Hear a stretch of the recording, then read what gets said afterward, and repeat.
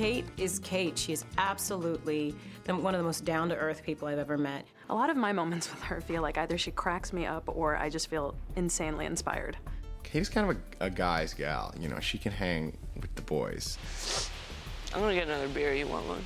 I don't know if it's a Walsh sense of humor, very sort of dark and irreverent sense of humor, and we've always connected really strongly that way. She's a bit of a broad and a lady all in one fell swoop. To work in a scene with her is to come to work and to know you're very taken care of. She always had probably a theatrical flair about her. Most parents are probably, even people that are professional actors, like friends that I have that have kids, are kind of very terrified that their kids would want to be an actor because it's so hard. As soon as she got into stuff and I first saw her on TV, I was like, she's gonna be so big because she's like crazy talented. She just loves acting, and I think when you really love acting and then you find yourself on a program where you're really able to stretch yourself and show your chops, when those two things meet, you know, you get a hit show.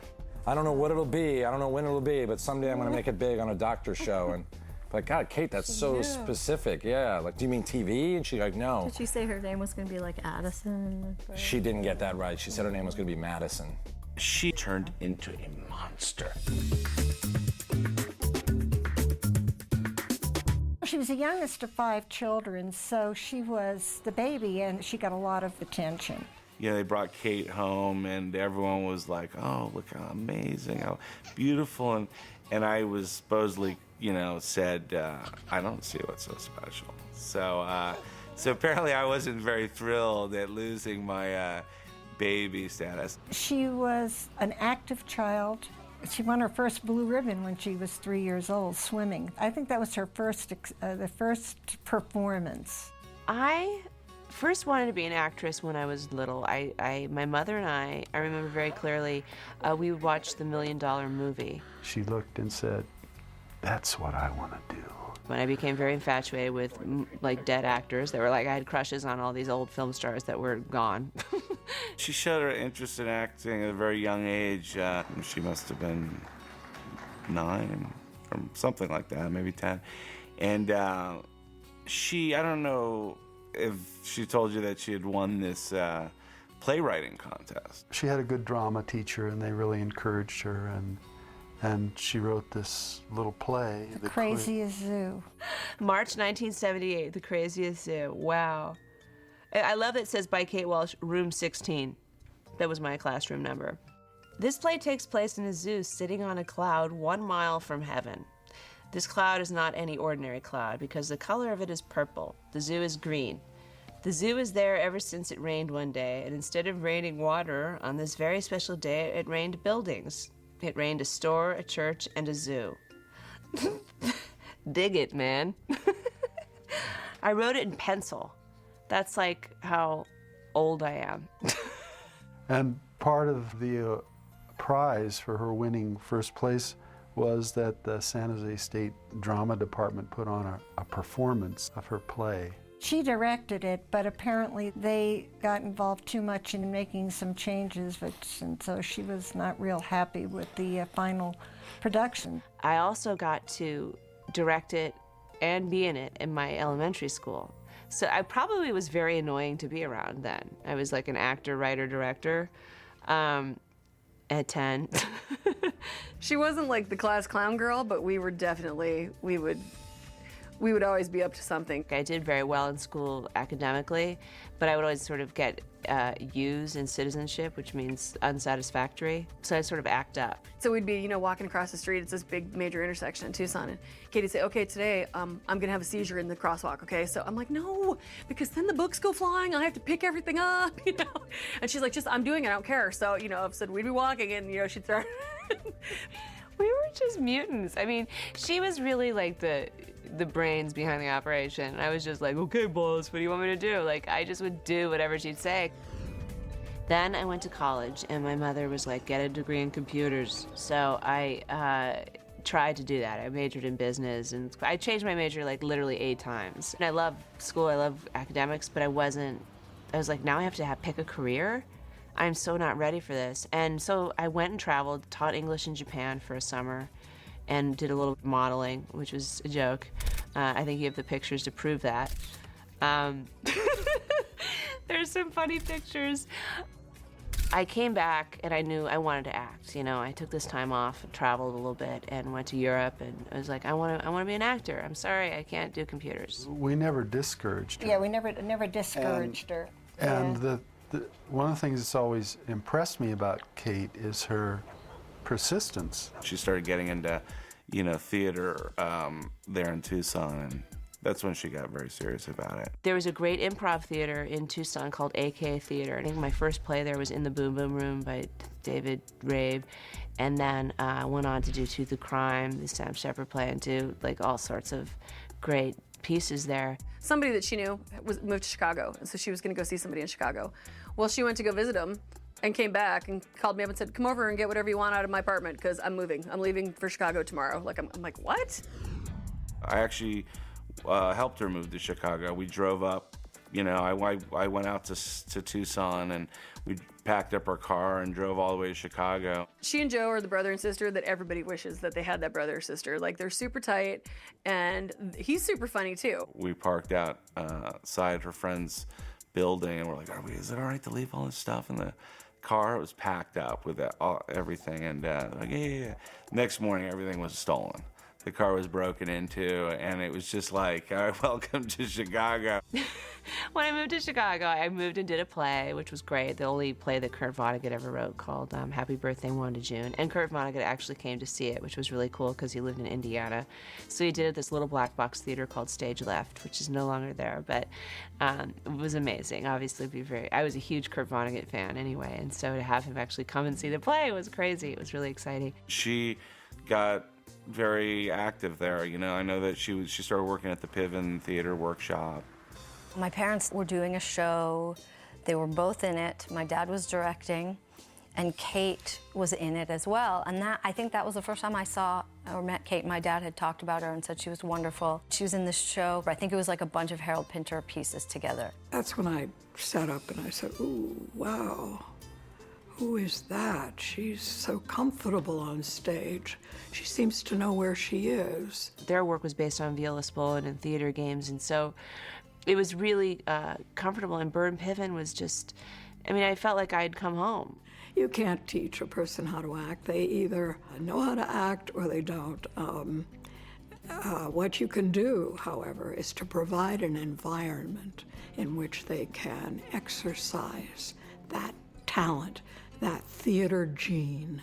And that's what happened with Kate. And that's why she felt she was at home. Kate was amazing in Born Guilty. She played the daughter of a man who she discovered had been a Nazi. It was a powerful production and a powerful script.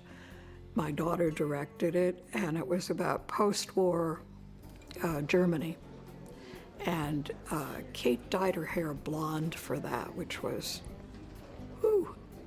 a startling surprise, but it just showed how far she could go at that young age. The play was amazing, and we workshopped it for a long time. And I had, actually, when I was waitressing at La Crêperie, I had this Alfred, this old Austrian man who would come in and help me, coach me on my accent. I think that was really her first big play in Chicago, and she was written up in the Wall Street Journal, and so she got a lot of, she got a lot of attention from the beginning. It was an amazing experience and totally transformed. You know, that's really what acting is, like when you can lose yourself in a role that's nothing like you are. I directed her in production of Virginia Woolf's Orlando, and she played the role of the Queen, Queen Elizabeth. I remember so many moments of Kate right into my eyes asking me, oh, well, do you think I could do this? What do you think about that? What do you think about this aspect of Elizabeth? She was so curious and so creative, exploring that role on a one-to-one basis, that it was exhilarating for me. There was The Danube, which was a Maria Irene Forney's one-act play. And talk about dark, yeah. It was not so funny, but very kind of about nuclear holocaust, that play. Really interesting play. And Kate loved it. Like, we both kind of had the same sensibility. We both loved that play. It was an amazing, amazing piece. Very avant-garde, but very cool. In that play, she's doing pretty strange stuff. She's doing like robotic, repetitive. It was like not the kind of play you're doing if you're looking to get cast in movies or impress agents. Yeah. And that's what was so cool about Kate, was she would just do stuff because she thought it was cool. I think I first met Kate at Piven, and then Kate came and did some new crime workshops with us, just doing some commedia dell'arte improvisational stuff. And then we knew each other, and we're in the same social circles, and then I got fired from my first waiting job, and I bumped into Kate. There were so many sad, dirt poor, freezing cold Chicago stories. It was February in Chicago, and we were broke, and the heat was broken in the car, and she couldn't pay her rent, and she was upset, and I wasn't happy either, and we're all bundled up, and it was tough, you know. And we were sitting on set recently, and that story came up, and we just both, you know, giggled and smiled and said, you know, how lucky we were. You know, I feel so lucky to have her around. It gives me such perspective on those cold days, you know. She came to New York and she was like, I am not going to work. She was hell-bent on, like, I'm gonna make a living as an actress. And so she moved into my apartment that was probably about as big as this chair. And then I remember staying one night in that apartment with her and a friend of ours, and the apartment was like a postage stamp. It was so small. When Shira and I moved to New York, we did this long-form improv group called Burn Manhattan, which she had started with 5 guys, and then I came into. And we'd all wear suits, men's suits, including me. And we would start just sitting in chairs. And it was completely improvised. Like, we wouldn't even take, you know, most improv, you take a suggestion or a word from the audience. This was completely organic. We'd sit there and just, like, be there. And then when the spirit moved us, we'd go. And it sounds like it could be disastrous, but it wasn't. It worked. It worked, like, amazingly well. We loved each other so much. It was a pact of love. I love you. I love you. She would do whatever was interesting or whatever kind of struck her, even with comedy, like some of the improv she did. Like Model Trapper is totally like that. One little thing that we had worked on that was a character she had developed, this character, Model Trapper. Oh, yeah. The Model Trapper. Yes. You gotta find the models when they're young, because they only got about, like, 10 years on them if they're lucky, and that's starting puberty. That was so much fun. We came up with that. Actually, it was like Amy Poehler, my friend Joanne Morrison in New York City, and we were walking around one day, and we were in Soho, and we were looking around all the models. There were all these models, and, like, you know, it's Soho, and we were like, God, there's so many models. There's like a surplus on them. Someone needs to trap them and relocate them back into the wild. You don't even need chicken wire or anything, because, you know, they don't really struggle much. Who's the biggest model you ever trapped? Probably, like, one name you might recognize is Paulina Portskova. I mean, I didn't trap her. We did a short film of this, and it was of indeterminate gender, you know, facial hair, very odd character. And Kate would do anything like that. The root of it was always becoming somebody else and stretching and becoming weird. You can do anything if you're an actor and you don't get judged. You're just like, I'm gonna be a guy, I'm gonna play a guy or some androgynous figure that traps models. Yeah, I'm gonna do that. I think you'll find it entertaining. She had like a raucous, dark sense of humor. And so we right away were like, oh my God, that chick is cool. And then I started hitting in television. I got my first pilot, and it was for ABC, actually, and it was called Missing Links, and it was based on this book by Rick Riley, and it was sort of a Caddyshack meets Tin Cup. It didn't get picked up, but it was my first pilot, first half hour, and it was very exciting. So that brought me to LA, and then I went back to New York, and then I kept going back and forth, like auditioning, and then the big thing was I got Drew Carey, the Drew Carey Show. My casting director, Mark Sachs, came to me and said, I've got the perfect person for you, but don't audition her, just hire her. I said, well, I've got to audition her. He goes, no, terrible auditioner.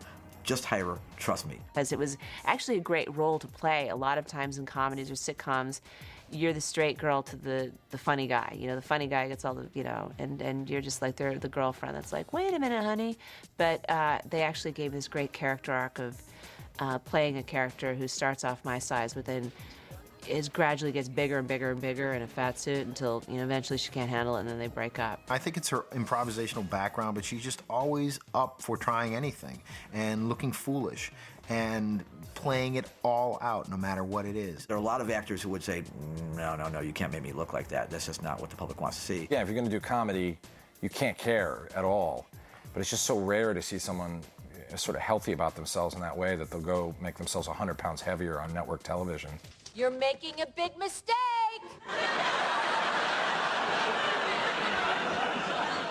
As much as there is a pressure to be looking really good in this town and be skinny and pretty and young, I never, as an actor, I think it's like the old part of me, like with my friend Jana Hunsinger, who would just dare me to do crazy crap when I was a kid, and then I would do it.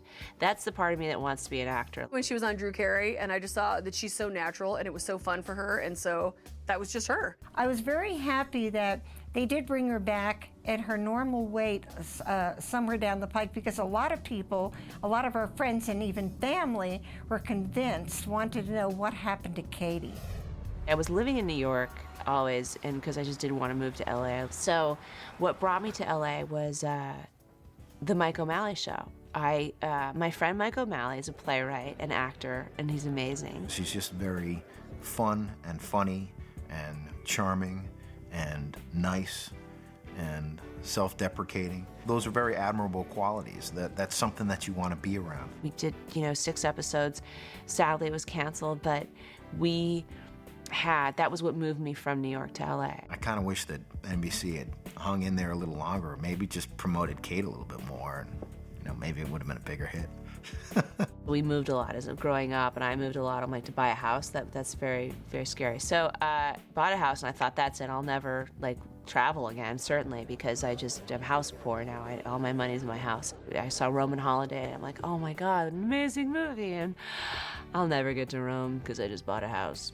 And then literally within a week or two, I get a call from my manager saying, look, there's this little role in this movie, Under the Tuscan Sun. It shoots in Rome, and it's Rome for San Francisco. You're only actually in a couple scenes, and one of them's the interior of a restaurant in San Francisco, but they shoot it in Rome. I went in to read for Linda Lowy and John Brace and got the part. To freedom. And they couldn't have planned my vacation better. They had me work one day at the beginning of the trip and one day at the end of the 2 weeks. And so in the interim, I had friends over, I traveled all around, and it was an amazing experience. And that was when I first met Linda Lowy, who also cast Grey's Anatomy. Television is where she was able to make a quick impact on people. So it was fun for me because I was like, okay, well, we have to get you out there in the feature world. I've seen her on television quite a few times, and I've always thought she was really fantastic. And she does have this incredible presence that really comes out. She was being considered for the lead female in a movie opposite Will Ferrell. It was a really exciting moment. Very professional, very prepared, really knew what she wanted to do, and came in, and she had a real rapport with Will Ferrell, and they just kind of worked things out, and we all worked things out together, and she brought a lot to it and was really great and fun to work with. I felt that whole period was really pivotal because I knew that the more people she met, the more people were just wanting her.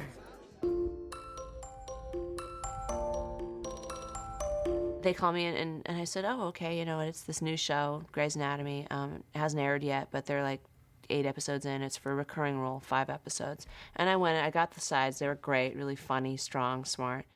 I have poison oak. What?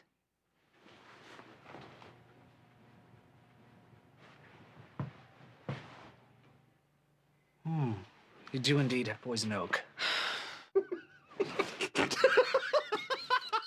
I went in to read for Linda and Shonda Rhimes and Peter Horton. I don't know if Betsy was in there at that time. Linda had been a big fan of Kate's in the past and had cast Kate actually in Under the Tuscan Sun. And we all knew Kate from Under the Tuscan Sun, but never really put 2 and 2 together to get 5, which is kind of what we got, because Linda brought both Sandra Oh and Kate Walsh in, who played lovers in Under the Tuscan Sun, and we ended up with both on the show. She was gonna be sort of like the witch on the broom, coming through and messing up Derek and Meredith's world. Shepard?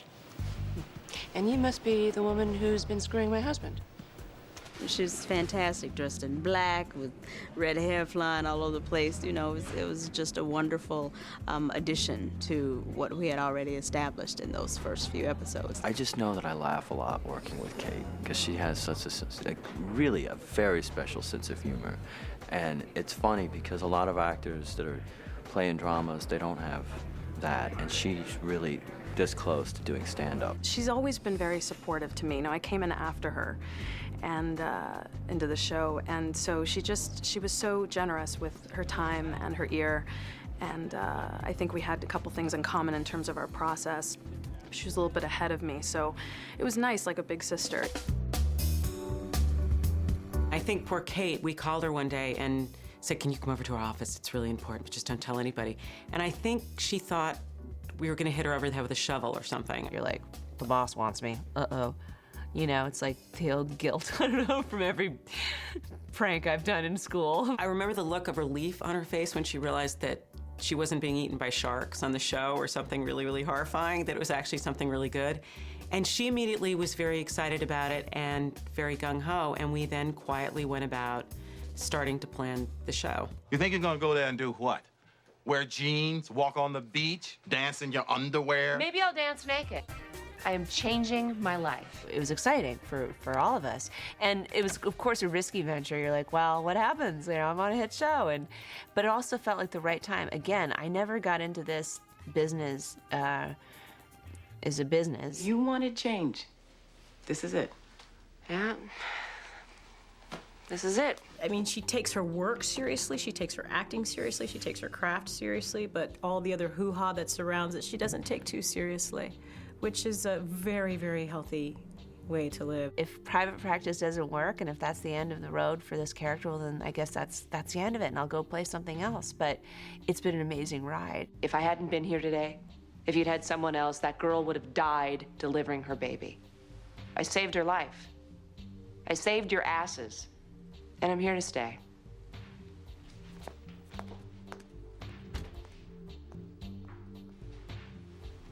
That's why I didn't tell you she was coming.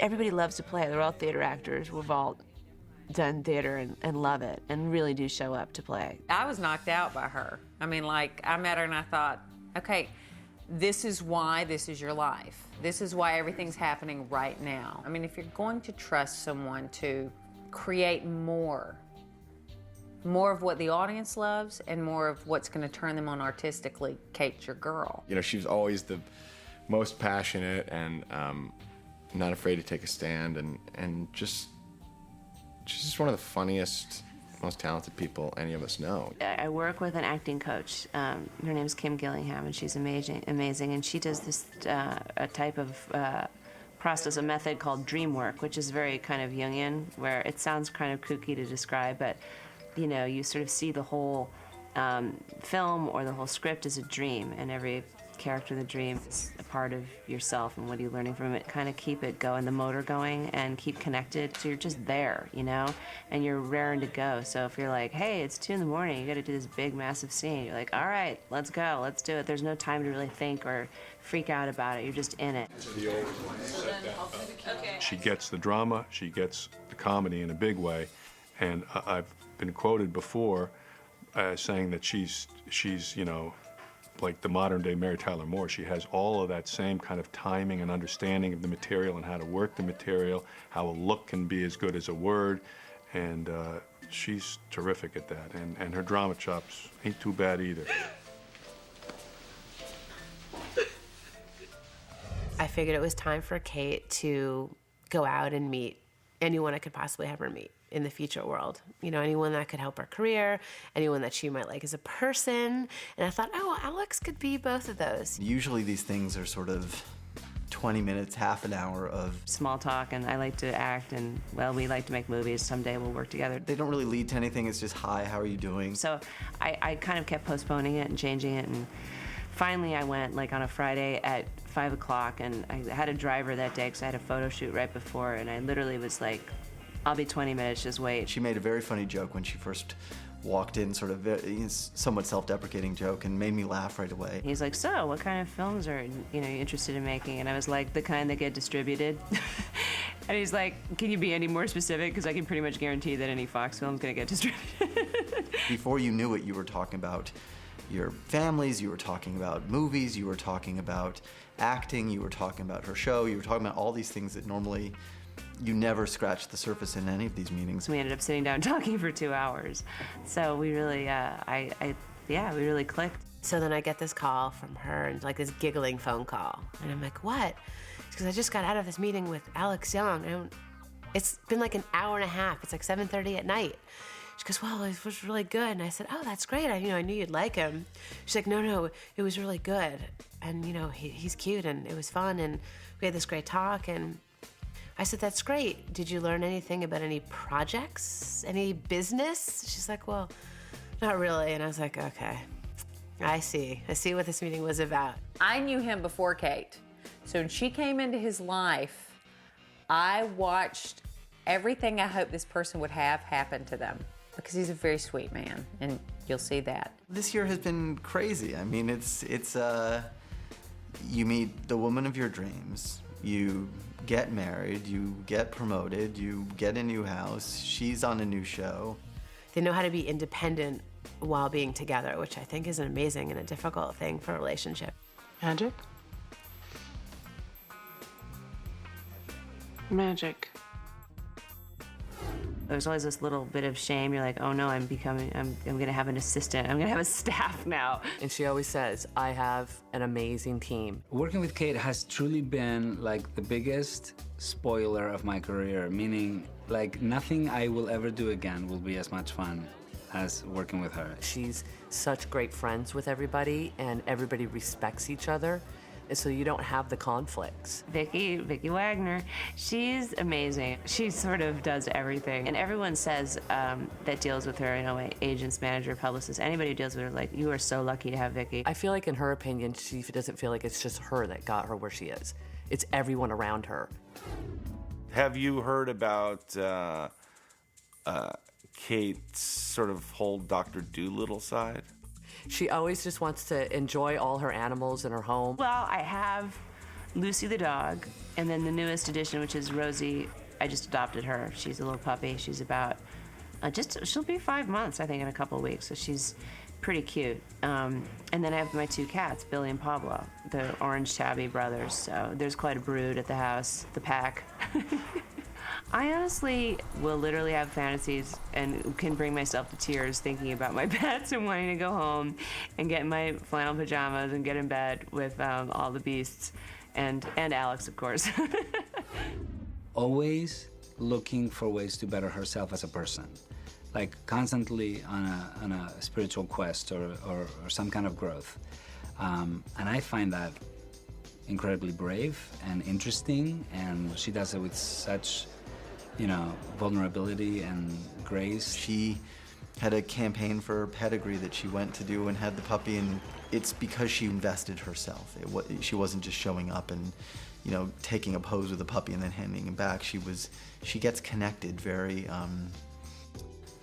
beautifully to the causes she believes in. My parents, obviously, they raised me. They've always been very socially active and very, and by that I mean of contribution to the culture and politically active and passionate about giving back and about being grateful. Kate said that's one of the cool things that she likes about any kind of fame, was that she gets to use her name to do the stuff that's important to her. Because of her celebrity, things like, political work. She's been working, on the Obama campaign. She, had the strength of her convictions and did it because it was something that she really wanted to do. It wasn't a cool thing to do at the time. She doesn't walk around like an entitled person, which I think is an amazing quality. She doesn't forget where she came from. She doesn't forget who her friends were. She's as likely to show up for the red carpet at the Screen Actors Guild Awards or at the Emmy Awards as she is to show up on opening night in the middle of a week for a friend's play. She says words that you would think a big, fat black woman would say in church. She does this kind of old white woman dance where she just kind of sticks her ass out. Bouncy, facey, thing she does. I can't do it properly right now. That was actually me imitating my mom dancing, like the mom dance, like, oh, it just feels good to move, huh? Yeah, Angela. in the most tense of moments on the set, you will suddenly hear this cat howling. You don't know where it's coming from. And it's not a cat, it's Kate. Well, it's cat / pterodactyl. We don't even know if it's actually coming from her throat or somewhere else. It was always my contention that a great, simple vocal warm-up, you can either meow to get the throat and nasal resonators and throat and mouth, and key, all that stuff going, like a good It was really unpleasant at 2 o'clock in the morning when you're on a Friday when you're trying to finish out the week. A woof of dog bark could get the guttural lower chest and, woof, It's part of my charm, part of my secret. You'll see it in my book.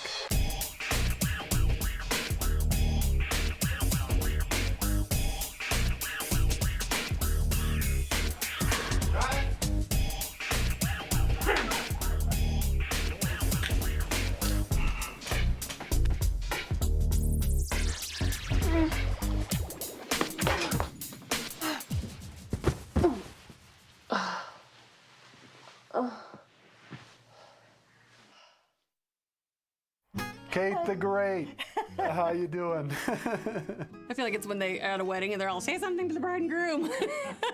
Kate, how effing strange is this that we're doing a DVD interview for you?